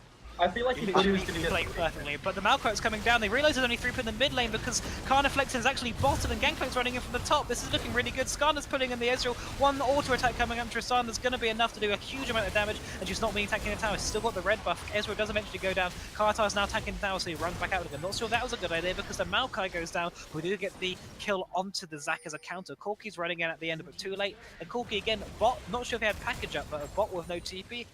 And GP top, that was very well capitalized, actually.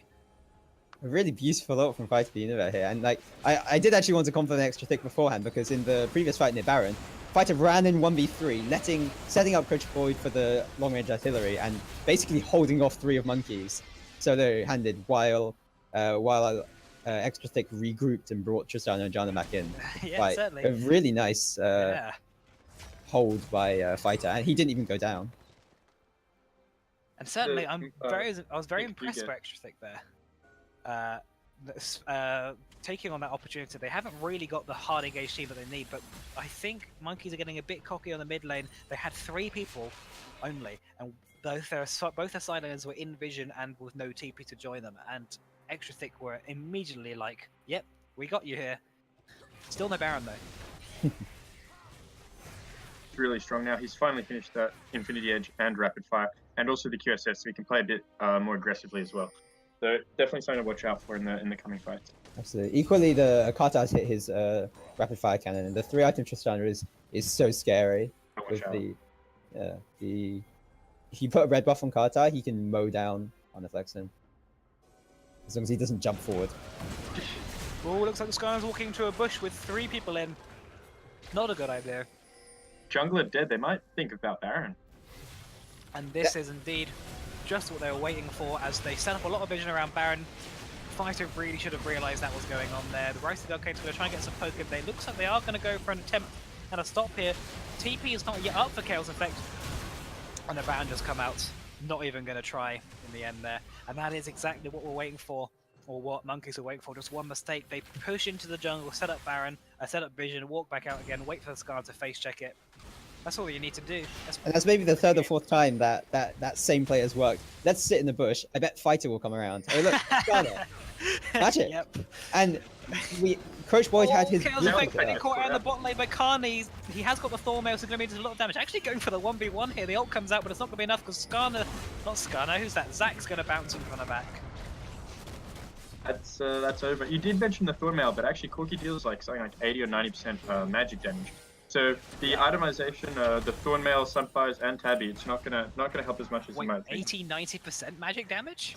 I thought it was still mostly physical. I think it's I believe it is like about. He goes Sword Shoes. Check that build. He goes Sword Shoes because the magic penetration is really good. He's basically builds AD but deals AP. His passive is, I think, that his orders deal 80% magic damage. Yes, it used to be 50%, and then they changed it completely. They went screw it, 80% magic, just magic them to death. For years, I've wondered why people say Corki does magic damage. He does a ton of magic damage.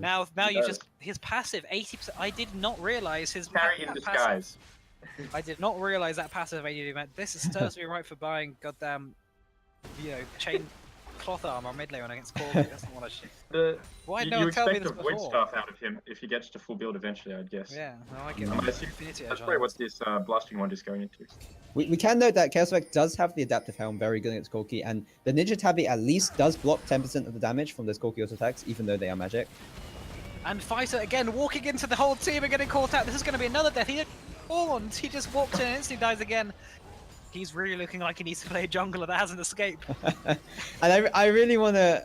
I can't stress how obvious it is when the package is picked up. I really want Extra Thick to really react to it or play smart around it and really acknowledge, hey, the package is out. Hey, and Engage coming down and off from the Zac. The flash comes out, but he doesn't have cleanse this time. And this time it would have really been useful as the root comes in, stopping him. Kartai's at the back, untouched with red buff, still doing a lot of damage. And he's got Jago rocking around the back to try and get no crates. Though gets very unlucky and bounces away immediately from the Corki and immediately flashes away. He is super scared of that kind of flexing, still having flashbacks as he W's and flashes as soon as kind of flexing walks anywhere near him. They do only lose the inhib from that fight though. They're playing a lot better in these team fights than they were before. Carniflex, Kartar at the back there doing a very good job of staying alive and dealing out this damage. Still only with 1 death and have 307 CS. But man, Fighter, you gotta stop doing this. And with that, I think that will be the last thing they get on this Baron unless Carniflex pushes his tower here. No, he won't.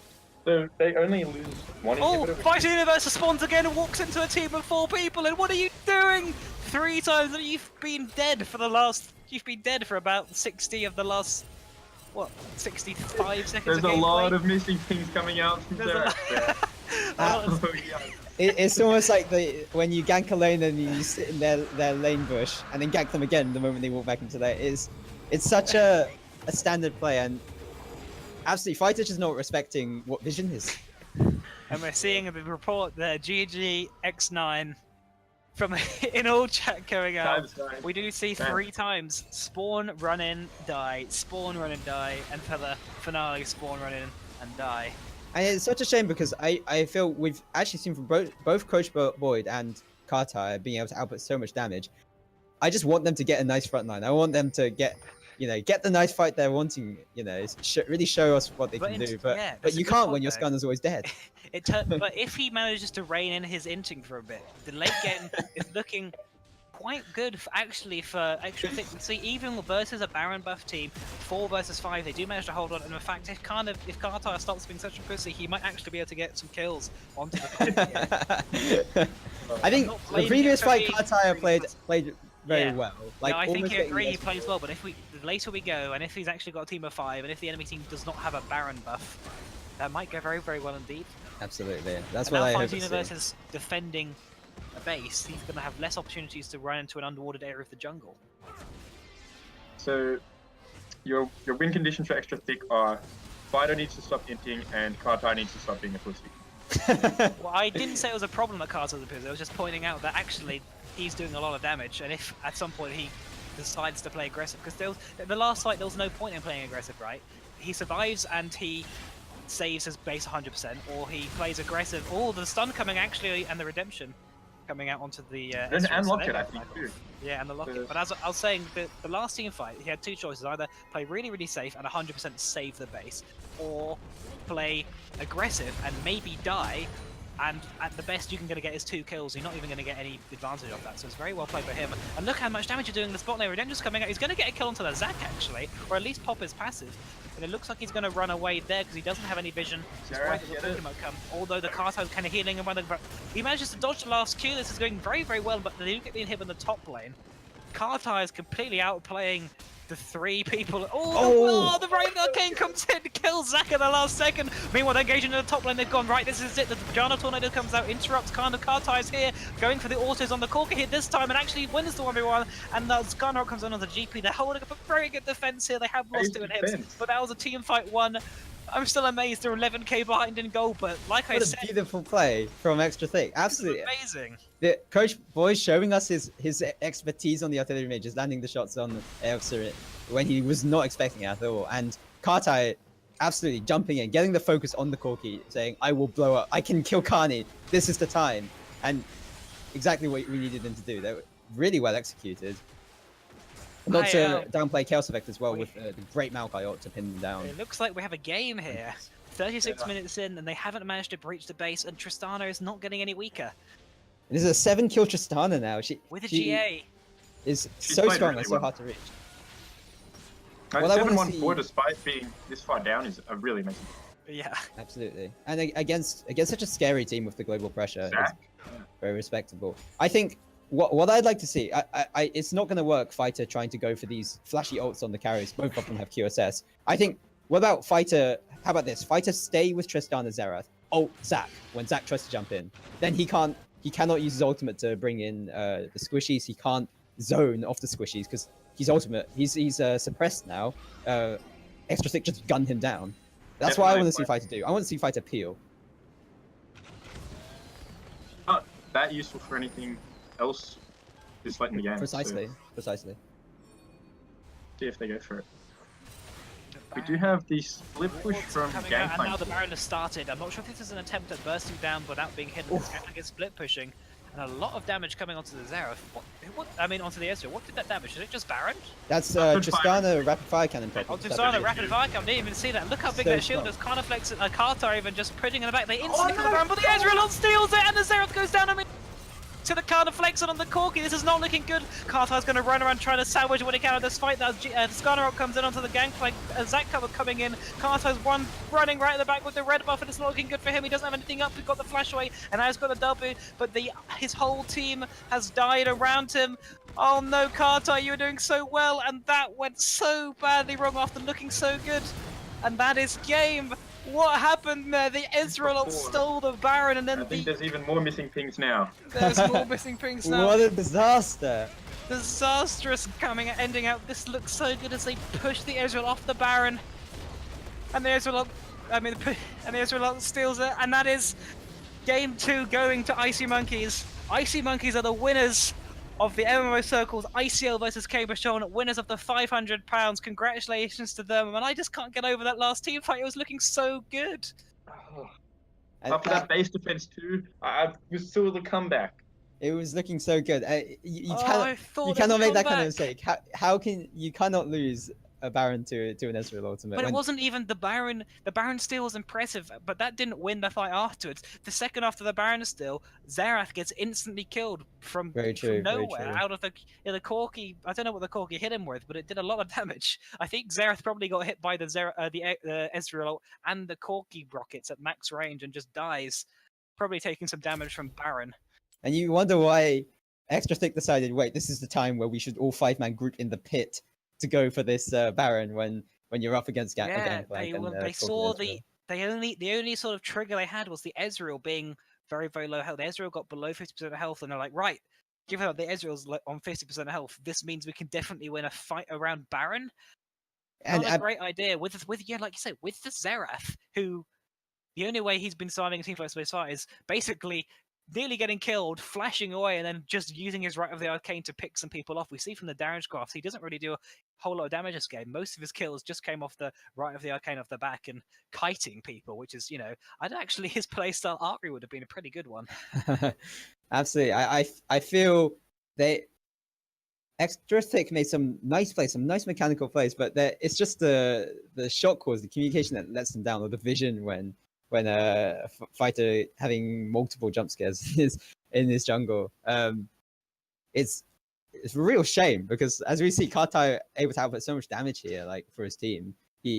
Had he been given a nicer front line, perhaps, and he could have done so much. It's unfortunate for Extra Thick, but the importance of team play is really highlighted in this game, where you can't be too harsh on Extra Thick, because although they probably could win some late game team fights, they could only win late game team fights in the the open areas. You say you should only fight in the open areas, but if you choose to only fight in the open areas, you are going to give up the Baron and the Dragon. They did get bait into that Baron because it looked like monkeys were going to just burst it down, so they ran straight in there. They probably should have just backed off after poking the Ezreal out rather than seizing the opportunity. I mean, well, definitely should have backed off after poking the Ezreal out and just running straight down mid lane, and appreciating the fact that actually fighting in such an enclosed space when you have a Xerath who's pretty crap in that area. But yeah, I was genuinely expecting a comeback. Absolutely. After that base defense, you thought that anything was possible. Yeah. Definitely. And it seems we do have a winners interview coming up with the hyped mid laner Kana Flexen of Icy Monkeys. That's been an interesting one. Have we got Kana Flexen? Hello, Kani. Hello, are you here? Hello. Perhaps a few production issues. Hello. We have Kana Flexen. So congratulations. Hello. Can you hear us? Can you hear us? Hello. We can hear you. Can you hear us? Oh, hello. Hello. Yeah, I can hear you. Okay, cool. Good. You can hear us. Right. Yeah. First of all, congratulations on winning the tournament. Were you expecting to win? Were you entered? This is what you expected? Yeah. Sorry, I've got laryngitis. Just preface. I've got laryngitis, so my voice might cut out every now and then. Oh well, yeah, that's fair enough. But yeah. So we know lots of the players, obviously, because we've either trialed them for the teams, or we've played with them in normals, or and I used to be at Cambridge as well. So for those games as well, I kind of knew the people, and they kind of knew me. Insider information. Yep. So going to the games, everybody knew each other and kind of knew how everyone played. So it was just come down to on the day, could you perform? And the most important thing is can you perform as a team? And we're quite happy that we've sort of got it sorted as a team. Mostly, you kind of saw quite a few mistakes there, but Yeah. I think that was what we were highlighting. Maybe you'd fall behind in a mechanical misplay. So the Extra Thick would manage to get a nice outplay on you guys, but it didn't matter because your team play was just so much more solid and so much more unified. Yeah, so the risk is we get cheesed and they get a massive lead somehow because we don't expect something, and then we can't play as a team around it because we don't know what to do. Yes. Or we make mistakes because we try and we are too confident and we try and pressure something too much, and then we just all die. Maybe we try and tower dive, but then they TP in and we all die, something like that. Yeah. So we had to be careful not to be too proactive, and you kind of saw in the mid game we tried to hold it back a bit and just take their jungle, sit back for 5 minutes, take it slow, because we know that we outscale. Right. And then just look for the Baron plays. So you say this game, you say you knew that you outscaled. Did it start worrying you when you were failing the base engages when Tristana was wrecking you from there, or did you think you were just going to wait? Yeah, for so the we throw? sort of tried to set up the 1-3-1 with 3 people bot, and then Gangplank taking the top inhibitor, which was working great, and then me mid lane to like zoom between the two. From I think when we were going for the top inhibitor, I think the call was like bot lane, just run it down bot, but towards our base, like just run down away Run from the away. enemy team. And at that time, Zach jumped in. So Aoxa, I know you're hearing this. So I think if you ever know, say run it get down good. bot to your team, that's probably not a correct call. But I mean, they're very good. I mean, yeah, if I did say those exact words, they did do it. So I'm proud of them. Well, yeah, he did run it down mid, and so do you you're have taking any- responsibility for yeah, that. taking so. responsibility. Yeah. Do you have any words of sympathy for Kartar in that first game as he W's into you and dies in about a tenth of a second? Yeah, Corky. like Corky's like mad bait. R.I.P. Yeah. You're I sitting was- there on 20% I was- health, and he's like, oh yeah, I can kill him, and then you get one shot. That happens a surprising amount, and if you play Corky in solo queue, Yeah, you do nothing all game apart from AFK farm, and then you appear, you like flash auto attack the AD carry, and they just die. Yeah, I And mean, that's it game one. surprised me this game. I have never seen a Corky do that damage. Yeah, like Yeah, Corky, so that great was champ. just surprised me a lot. So So this Corky pick was so strong for you, and I think Extra Thick also feared your Rise and your Talia. Just out of interest, if they decided to also ban out your Corky, what was your other pocket pick or maybe power pick? Depends the how you other want one to of put it. your hang on, what were the power bans? picks. It was Talia, Rise. Rise. In terms of mid lane, Talia Rise was both Yeah. games. So I was happy to play LeBlanc into Xerath at any point. Oh, LeBlanc. I would have also played Ari because Ari's really good this patch actually. The new item was amazing on her. I was happy to pick that up. I would have also played Victor because Victor with fleet work. You can't kill him in lane, and then he I would also outscales. just played every mid lane. I could have also played Galio because he's fantastic Yeah. with Abyssal bounce builds. All right, we get it. He's just brought up the solo queue tier list and just reading You're through. talking to a few of the other mid laners who didn't make it as far as Yeah, you. So yeah. we've been taking notes these past few games. It's like, well, if you ban Cass, I play Ziggs. If you ban Ziggs, then I int. That's basically how it goes. Yeah, I wouldn't have picked Zoe. I'm just gonna put that out there. I think Zoe's dead. Oh, Zoe died. Yeah, Very sad. Zoe, rip wrecked Zoe. us enough with that one. She had a short life. Yeah, she had a short life. Long enough. It was too long as it was. We'll remember it for too long. Yeah, but we were slightly concerned that second game because we didn't really think when we first picked the Zach, and then we suddenly got concerned that oh god they might go Poppy Jana and then we can never engage. Yeah. See, bad so- Poppy. Okay.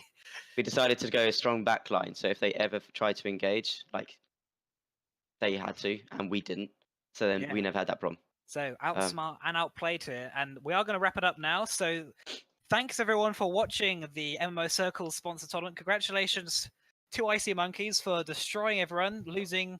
Well, it wasn't quite a clean, so we did lose one game to currently entitled, which is my team. So we did. Second. Yeah, report side lanes, seriously. We're basically Rivet? second.